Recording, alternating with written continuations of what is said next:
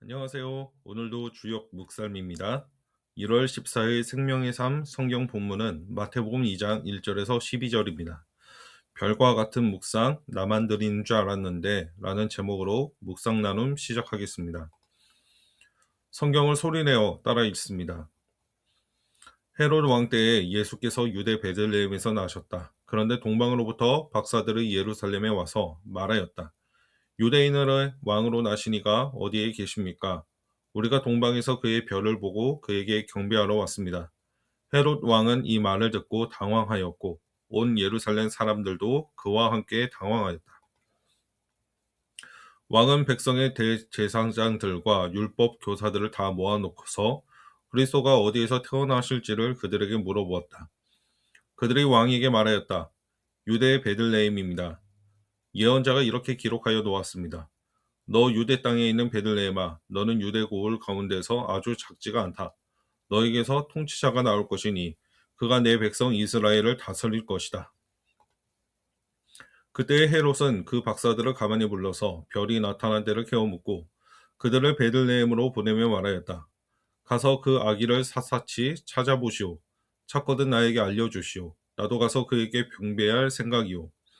그들은 왕의 말을 듣고 떠났다. 그런데 동방에서 본 그 별이 그들 앞에 나타나서 그들을 인도해 가다가 아기가 있는 곳에 이르러서 그 위에 멈추었다. 그들은 그 별을 보고 무척이나 크게 기뻐하였다. 그들은 그 집에 들어가서 아기가 그의 어머니 마리아와 함께 있는 것을 보고 엎드려서 그에게 경배하였다. 그리고 그들의 보물 상자를 열어서 아기에게 황금과 유향과 모략을 예물로 드렸다. 그리고 그들은 꿈에 헤롯에게 돌아가지 말라는 지시를 받아 다른 길로 자기 나라에 돌아갔다. 첫 번째, 나눔입니다. 별 보러 다니는 것 같은 둥그런 묵상이 더 좋다. 1절에서 8절까지의 말씀입니다. 예수님이 태어나신 곳은 베들레헴이었습니다. 베들레헴에서 태어나신 것은 구약의 예언이 이루어진 것입니다. 그런데 재미있는 것은 그곳에 이미 예수님이 태어났지만 아무도 경배하러 오지 않았다는 것입니다.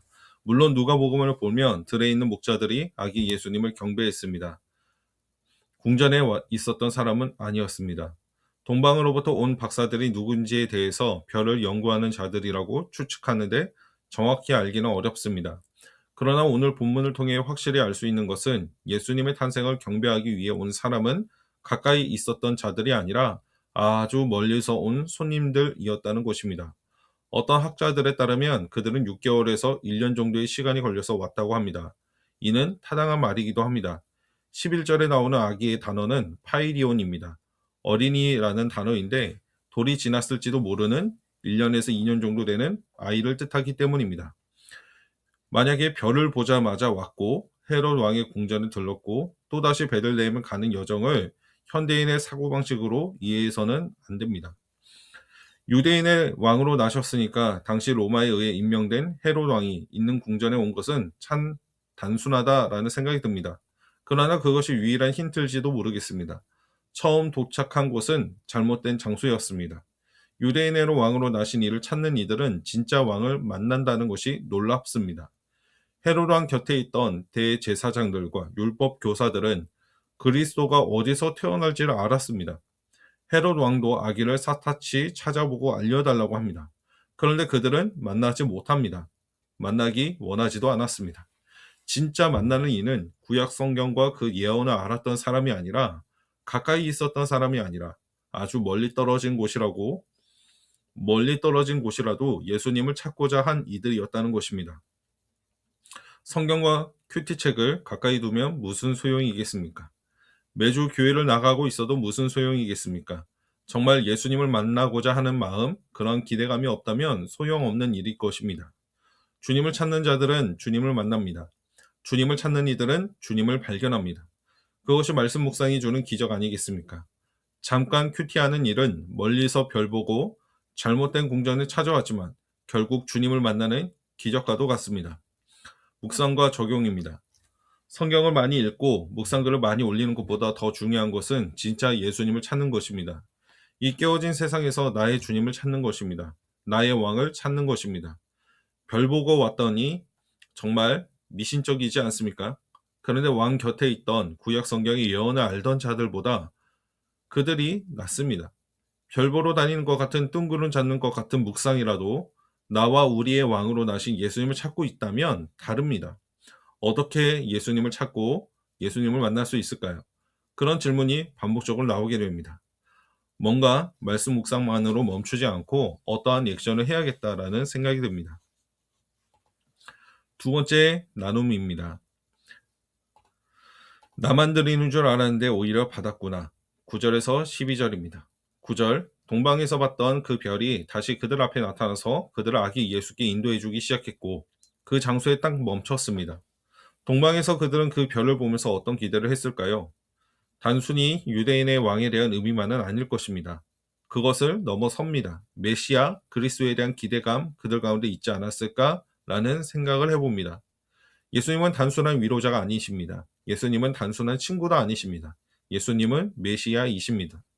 기쁨은 예수님을 알아보기 시작했을 때라는 생각이 듭니다.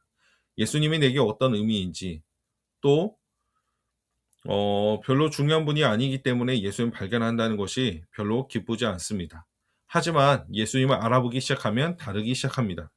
여전히 헤롯 왕과 대제사장들과 율법 교사들은 궁전에 머물고 있지 않습니까? 그들은 기분이 별로입니다.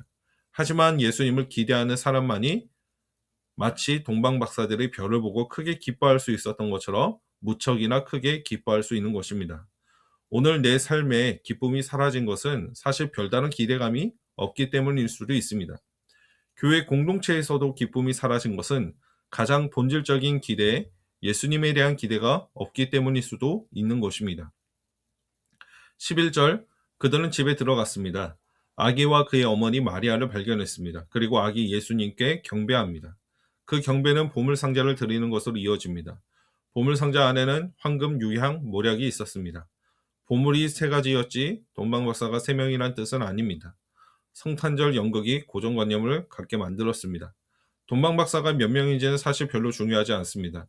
생판 모르는 사람이 멀리서 극진한 선물을 가지고 방문해서 예수님께 경배를 드렸다라는 그 사실이 가장 중요한 것입니다.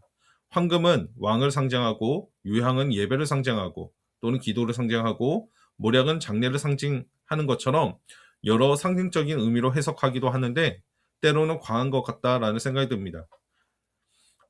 여기서는 왕과 같은 지도자에게 드리는 아주 값비싼 선물로 이해하면 좋을 것 같다는 생각이 듭니다. 어떤 해석자는 헤롯 왕을 피해 이집트로 도망갈 때 동방박사들에게 받았던 이 선물들이 피난 가는 자금이 되었을 거리라고 하는데 상당히 타당한 말이라고 생각이 듭니다.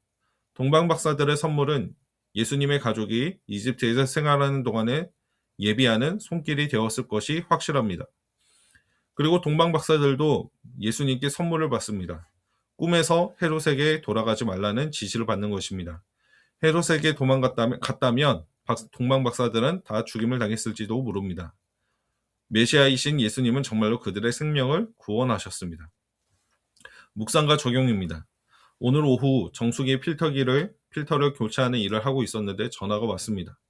개척교회를 후원하고 함께하는 모임이 있는데 그곳에서 나와 우리 교회를 추천했고 그러니 자기소와 교회 소개서를 오늘까지 보내달라는 전화였습니다. 목회를 하면서 생계를 위해 함께 일을 하고 있는데 항상 부족했습니다. 그러다 보니 2025년에 스스로 하나님과 약속한 청지기 헌금을 제대로 못할 때가 많았습니다. 그게 찔림이 있었습니다. 그래서 12월부터는 이 세상에서 황금의 주인은 하나님이시라는 마음의 결단으로 청지기 헌금을 결심한 대로 드리기 시작했습니다.